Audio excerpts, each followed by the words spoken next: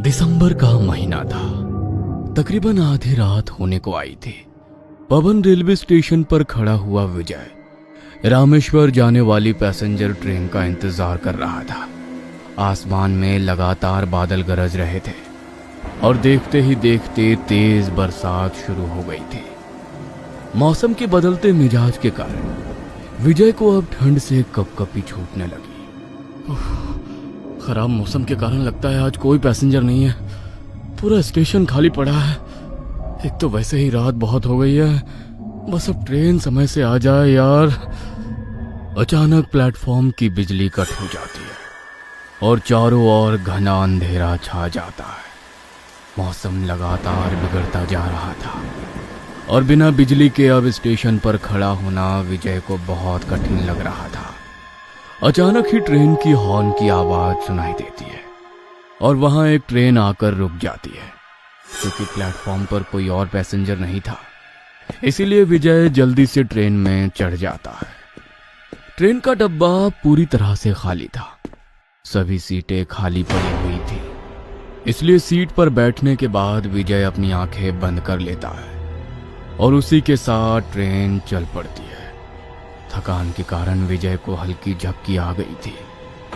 कुछ देर बाद विजय को महसूस होता है उसके चेहरे के ऊपर पानी की बूंदें गिर रही है। वो चौंक कर आंखें खोलता है।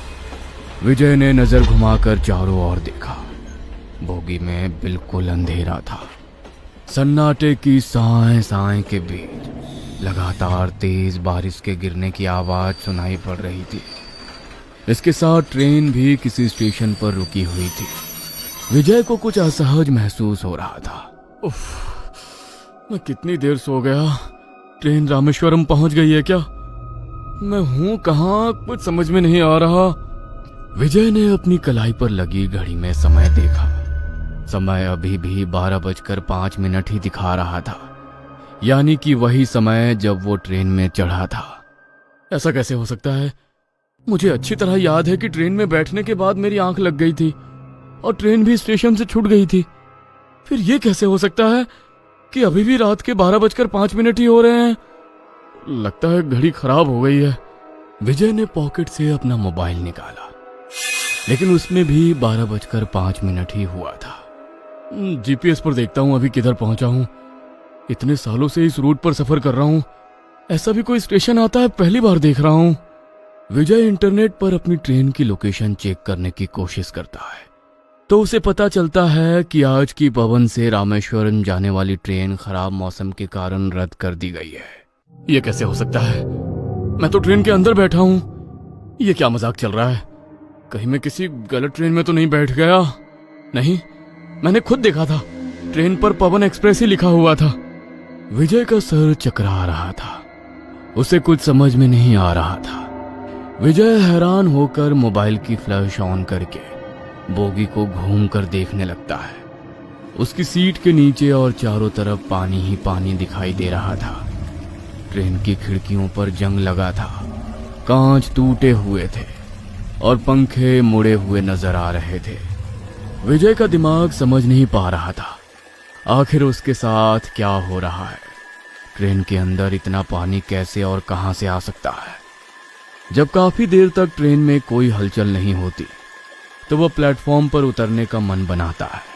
लगता है नीचे उतर कर ही देखना पड़ेगा। विजय स्टेशन पर उतरकर मोबाइल का फ्लैश ऑन करता है, लेकिन नीचे उतरने के बाद उसका मोबाइल कोई रिस्पॉन्स ही नहीं दे रहा था। ऐसा लगता था मानो हैंग हो गया है। रह रह कर बादलों के गरजने और बिजली के कड़कड़ाने की आवाज दिल में हलचल पैदा कर रही थी। एक तो ये तूफान, ऊपर से मोबाइल भी काम नहीं कर रहा। ट्रेन भी पता नहीं कहां आकर रुक गई है। आज का तो दिन ही मनहूस है। पूरी की पूरी ट्रेन खाली पड़ी है। किसी से मदद भी नहीं मांग सकता। लेकिन अगर ये स्टेशन है तो जरूर यहाँ पर स्टेशन मास्टर भी होगा। उससे पूछता हूँ कि ट्रेन यहाँ क्यों रुकी हुई है। विजय स्टेशन पर उतरकर यहाँ वहां घूम रहा था, लेकिन स्टेशन पर भी उसे कहीं कोई नजर नहीं आ रहा था। अचानक उसे एक धीमी सी रोशनी नजर आती है जो दूर लटकी एक लालटेन से आती दिखाई दे रही थी। लगता है उधर कोई है। लालटेन के पास बेंच पर एक व्यक्ति अपना चेहरा ढक कर लेटा हुआ था। इतने खराब मौसम में ये कौन है जो घोड़े बेचकर सो रहा है? विजय जाकर उस व्यक्ति के चेहरे से चादर खींचता है तो चादर के अंदर से जो चेहरा उसे नजर आता है उसे देखकर उसकी चीख निकल जाती है। सामने एक आदमी का गला सड़ा शव पड़ा हुआ था जिसका चेहरा फूला हुआ था, आंखें बाहर को लटकी हुई थी और कपड़े पानी में पूरी तरह भीगे थे। उस व्यक्ति को देख विजय घबराकर एक कदम पीछे हो जाता है। तभी उसे महसूस होता है उसका हाथ किसी ठंडी चीज से छू गया है। चौंक कर वो मुड़कर देखता है तो पीछे एक 7-8 साल का बच्चा उसका हाथ थामे खड़ा हुआ नजर आता है। बच्चे के हाथ बर्फ की तरह ठंडे थे, शरीर पानी में भीगा हुआ और चेहरा सफेद पड़ चुका था। आंखों की पुतलियां गायब थी। ऐसा लगता था जैसे वो कोई जीवित बच्चा नहीं बल्कि मुर्दा हो। विजय का रोम रोम डर से कांप उठा था। तभी बेंच पर लेटा व्यक्ति उठ खड़ा होता है। कहाँ जाओगे बाबू? तुम बोल कैसे सकते हो? तुम तो, ये सब मेरा वहम है, ये सब सच नहीं हो सकता। विजय बच्चे से अपना हाथ छुड़ाकर उल्टे पांव भागने लगता है। तभी उसे सीटी की आवाज सुनाई देती है। ये सीटी, लगता है टीटी है, उसने मुझे देख लिया है। थैंक यू भगवान, मुझे तो लगा था आज ये मुर्दे मुझे यहां से जिंदा लौटने ही नहीं देंगे। अंधेरे में विजय को कोई व्यक्ति सामने खड़ा नजर आता है जो सीटी बजाकर उसे रोकने का इशारा कर रहा था। काला कोट पहने वह व्यक्ति विजय को टीटी ही नजर आ रहा था, लेकिन उसका चेहरा अभी भी स्पष्ट नजर नहीं आ रहा था। सर, ये कौन सा स्टेशन है? पता नहीं मैं कैसे यहाँ पहुंच गया। Please help me. Next train कितने बजे जाती है यहाँ से? जो यहाँ आता है यहाँ से फिर कहीं नहीं जाता। यही तो है आखिरी मंजिल। अब यहाँ आए हो तो यहाँ से लौट नहीं पाओगे। ये क्या बोल रहे हो आप? क्या बेहुदा मजाक है ये? मैं रेल मिनिस्टर को ट्वीट करूंगा, किसी को छोड़ूंगा नहीं। सब के सब लापरवाह लोग हैं आप। विजय गुस्से में हकलाते हुए बोलता जा रहा था और सामने टीटी के वेश में खड़ा व्यक्ति हंसता ही जा रहा था। अचानक स्टेशन पर लगे बल्ब स्पार्क करने लगते हैं और अभी तक बंद पड़े बल्ब जल उठते हैं। बल्ब की हल्की रोशनी में विजय देखता है कि टीटी का भी पूरा शरीर पानी में भीगा है। उसका चेहरा किसी मुर्दे की तरह फूलकर डरावना हो गया है और वो अपनी निर्जीव सफेद आंखों से लगातार विजय को ही घूर रहा है। तभी विजय की नजर अपने पैरों की ओर जाती है। यहाँ रेत कैसे आ गया? अभी तक तो ऐसा कुछ नहीं था। ये पानी कहां से आ रहा है? ये क्या हो रहा है? देखते ही देखते स्टेशन पर रेत और पानी बढ़ने लगता है। ऐसा लगता था कुछ देर में पूरा स्टेशन पानी में डूब जाएगा। विजय बुरी तरह घबरा गया था। वो सर पर पांव रखकर दौड़ने लगता है। तभी सामने लगे बोर्ड पर उसकी नजर जाती है और उसी के साथ उसकी सांस अटकने लगती है। धनुषकोडी, ये धनुषकोडी स्टेशन है। लेकिन ये कैसे हो सकता है? ये स्टेशन तो 50 साल पहले समुद्र में समा गया था। उसके बाद से इस रेलवे लाइन पर कभी कोई ट्रेन नहीं आई। यह सच नहीं हो सकता। यह सब मेरे दिमाग का वहम है। मैं शायद कोई बुरा सपना देख रहा हूं। यह सच नहीं हो सकता। तभी विजय की नजर सामने से आती पानी पर जाती है जो तेजी से उसकी ओर ही बढ़ रहा था। विजय को कोई रास्ता नहीं सूझ रहा था। तभी प्लेटफॉर्म पर खड़ी हुई उसकी ट्रेन हॉर्न देती है। लगता है ट्रेन छूटने वाली है। विजय दौड़ते हुए वापस ट्रेन में चढ़ जाता है और उसी के साथ ट्रेन रफ्तार पकड़ लेती है। ट्रेन में बैठने के बाद विजय देखता है कि इस बार ट्रेन खाली नहीं है बल्कि ट्रेन में काफी लोग सवार हैं। एक औरत गोद में बच्चा लेकर उसे सुला रही है। एक आदमी सीट पर बैठा झपकी ले रहा है। विजय भी जाकर सीट पर बैठ जाता है और जोर जोर से सांस लेने लगता है। डर और घबराहट के कारण अचानक उसको चक्कर आता है और वो अपने होश खो बैठता है।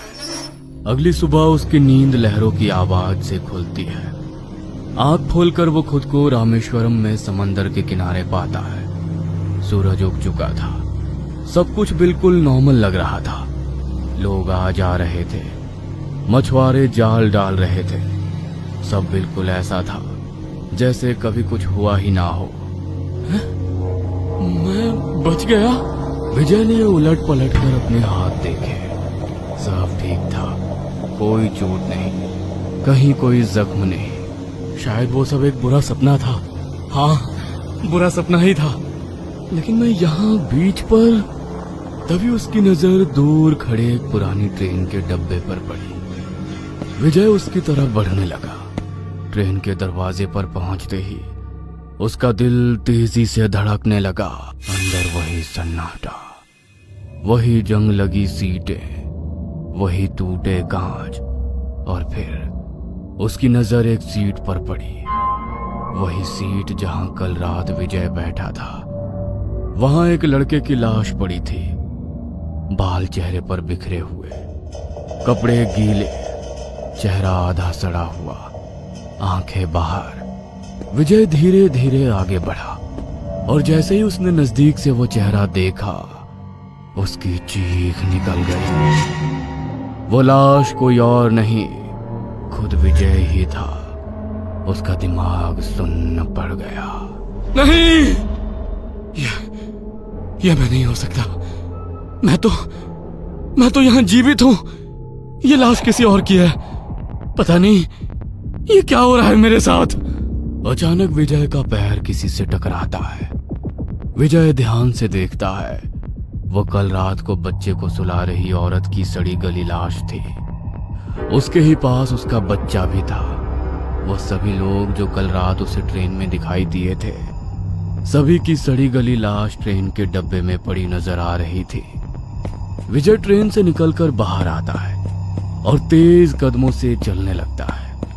तभी उसे अपने पीछे से एक आवाज सुनाई देती है। उस रात ट्रेन धनुषकोडी के स्टेशन पर पहुंचने ही वाली थी। अचानक आए तूफान से समंदर में ऊंची ऊंची लहरें उठने लगी। इससे पहले कि कुछ कर पाते, पूरी की पूरी ट्रेन समंदर में समा गई। जो भी इस ट्रेन में बैठा था कभी वापस नहीं लौट सका। तू भी अब कभी वापस नहीं लौट सकेगा। धनुषकोडी में तुम्हारा स्वागत है। नहीं, नहीं, यह नहीं हो सकता। मैं तुम्हारी बातों में आने वाला नहीं हूं। यह सब मेरे दिमाग का वहम है। मुझे यहां से दूर जाना होगा। विजय पूरी ताकत लगाकर दौड़ रहा था। तभी उसने महसूस किया कि दौड़ते हुए उसके पैरों के निशान रेत पर बन ही नहीं रहे हैं। वो बुरी तरह से चीख रहा था, लेकिन आसपास से गुजर रहे लोग उससे बिल्कुल अनजान थे। मेरे पैरों के निशान क्यों नहीं दिखाई दे रहे हैं? तो क्या मैं? विजय ने मुड़कर स्टेशन मास्टर की ओर देखा। उसे वहां टीटी के अलावा बाकी मर चुके लोगों की आत्मा भी खड़ी नजर आती है, जो हाथ से इशारा करके उसे अपने पास बुला रही थी। अगले ही पल वो खुद को फिर से धनुषकोडी रेलवे स्टेशन पर पाता है, जहां प्लेटफॉर्म पर ट्रेन खड़ी हुई थी। स्टेशन पर अंधेरा था और आसमान में कड़कती बिजली के साथ जोरदार बारिश हो रही थी। विजय की आत्मा बाकी लोगों की तरह हमेशा के लिए इस स्टेशन पर फंस कर रह गई थी, जो आज भी इंतजार कर रहे हैं कि इस स्टेशन पर कोई ट्रेन आए और उन्हें इस तूफान से बचाकर वहां से निकाल ले जाए। साल 1956 में धनुषकोडी में पूरी ट्रेन तूफान के कारण समुद्र में डूब गई थी। धनुषकोडी शहर वीरान होकर समुद्र में लीन हो गया था और तब से लेकर आज तक वो रेलवे स्टेशन खंडहर बना अपनी तबाही की कहानी खुद में समेटे खड़ा है। उस रात मरने वालों की आत्मा आज भी वहीं कैद है। तभी तो धनुषकोडी को घोस्ट सिटी कहा जाता है। अगर आप कभी रामेश्वरम जाए तो भूल कर भी रात के समय धनुषकोडी में ना रुके। आज की ये कहानी आपको कैसी लगी कमेंट में जरूर बताएं।